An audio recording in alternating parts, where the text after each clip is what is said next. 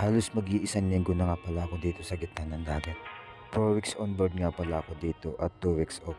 Nakakamiss sa Pilipinas pero kailangan magsikap para sa pamilya.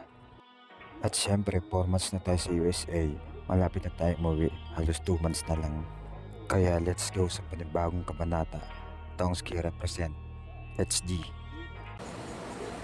Mga to, ano gusto niyo merienda? Mark, spread ka naman. Mark, spread ka naman. Naglagay nga pala ako ng 3 cups ng all-purpose flour at 1 tablespoon ng dry yeast. Nag-add ako ng 1 cup sugar at warm water at nag-add din ako ng 1 cup warm milk. At naglagay nga pala ako ng 1/2 teaspoon of salt at vanilla. Then add 3 eggs para mas lumambot lalo ang ating dough.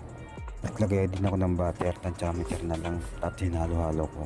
Nagmasa na ako ng dough hanggang sa makuha natin ang tamang texture neto. Mag-dusting nga pala tayo hanggang sa makuha natin para hindi dumikit. Pag hindi na napupunit yung dough, sign ngayon na malapit na. Rest na natin yung dough natin hanggang sa umalsa mga 40 minutes. At after 40 minutes, ito na nga ang ating dough. Umalsa na siya. Tanggalin natin yung hangin na sa loob.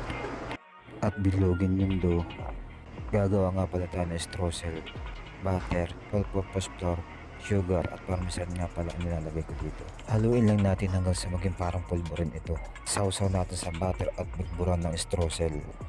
Ulit-ulitin lang hanggang sa matapos. Then lagay na natin sa pan at rest natin ng 1 hour maigit para mas lalong umalsa ang dough. Oven natin ng 12 minutes ng low lang.